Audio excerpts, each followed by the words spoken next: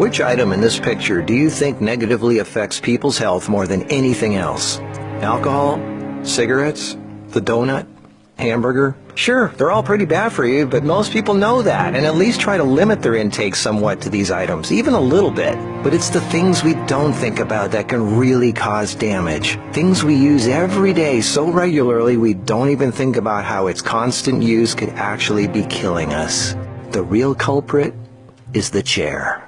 We were given legs for a reason. Most third world cultures don't even have chairs, and they walk an average of 10 miles a day. We in the modern world, on the other hand, spend most of our entire waking days sitting down. People go right from bed to sitting on the toilet, after which they sit at the breakfast table, then they sit in a car as they drive to work and spend the entire day sitting at a desk, only getting up to sit in the toilet and in the cafeteria. Then they sit in the car to drive and sit at the local bar for happy hour. Then when they've had enough of that, they go drive home and spend the rest of the day sitting in a comfortable chair watching TV before they crawl to bed to recover from all the physical exertion that day. And when people go out, they sit at a restaurant or a movie theater. Sitting all day is far worse for you than you might think. A 2010 American Cancer Society study following over 123,000 people from 1993 to 2016 found these alarming results. People who were inactive and sat for over 6 hours a day were 94% more likely to die during the time period studied than those who were physically active and sat less than 3 hours a day.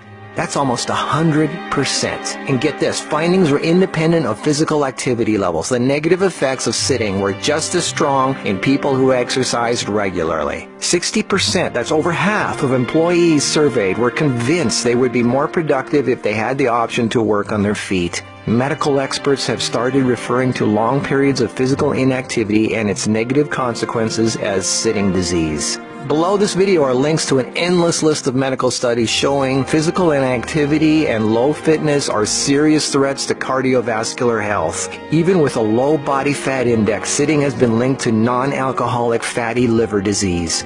Studies showing differences in brachial and femoral artery responses to prolonged sitting. Studies showing reducing sedentary time may protect DNA. Sedentary lifestyle has been linked to depression. How sitting less increases muscle mass. Multiple studies linking diabetes to inactivity and sitting. Cells in idle muscles don't respond well to insulin, so the pancreas produces more and more, leading to diabetes. And how 5 minutes of standing every half hour can improve glucose metabolism and really help postmenopausal women who are pre-diabetic. Blood pressure drops when standing compared to sitting. A Cornell University study found that sitting more than 1 hour induces biochemical changes in lipoprotein lipase activity, that's an enzyme involved in fat metabolism, and glucose metabolism, leading to deposits of fats in adipose tissue rather than being metabolized by muscle, and increases heart attack risk, coronary heart disease, and kidney disease. This happens in both fit people who do regular aerobic activity and also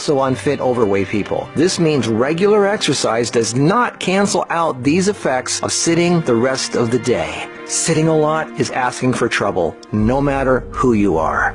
Another study at the University of South Carolina found that men who reported more than 23 hours a week of sedentary activity had a 64% greater risk of dying from heart disease than those who reported less than 11 hours a week. And many of these men routinely exercised. Cholesterol, blood sugar, triglycerides, diabetes, heart disease, and a number of health problems all became apparent. Studies have linked sitting to a greater risk for colon, breast, and endometrial cancers. Sitting for long periods of time can cause blood clots to form, which can travel to the brain, causing a stroke. Speaking of blood clots, lungs are twice as likely to develop pulmonary embolisms. Lack of physical activity leads to hypertension, high blood pressure, sleep apnea, snoring, compression of spinal discs, herniated lumbar discs. The Washington Post reported sitting a lot also causes leg disorders, varicose veins, swollen ankles, deep vein thrombosis, muscle degeneration, hip pain, and worst of all, a limp, sagging rear end because the glute muscles not only don't get used, circulation is cut off from the weight of the whole body pushing down on it. Medical News Today announced that our chairs are slowly but surely killing us.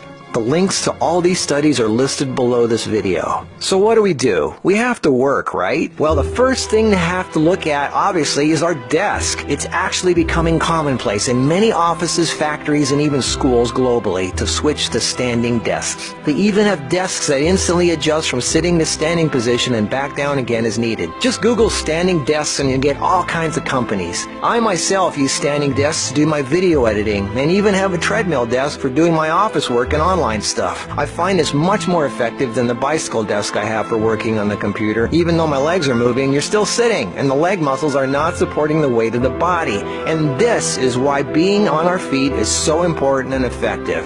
The act of standing requires all kinds of muscles to keep us from falling over. Muscles all over our body are constantly adjusting, tightening, and loosening to keep us balanced, from our feet to our legs to our torso, arms, and neck. That's thousands of muscles, big ones, little ones, constantly working to keep us from falling over. And all this work requires energy, which of course comes from our food, and fat, which doesn't get used if we sit around all day. So do as much as what you normally do standing up if you can. And if you can't, stand up every half hour for 5 minutes. Even if you don't do much, just stand up. And if you really want to get things moving, do some squats. And I don't mean 3 or 5, I mean 20 or 30. Take the stairs instead of the elevator. Throw out the TV and do more yard work. Clean up the house more. Do more repairs. Go to the park. Walk down the street or just stand around. Anything. You are not designed to sit. You are designed to be upright. Half your body is legs. They are there for a reason. Use them. If you value your life, get off your ass.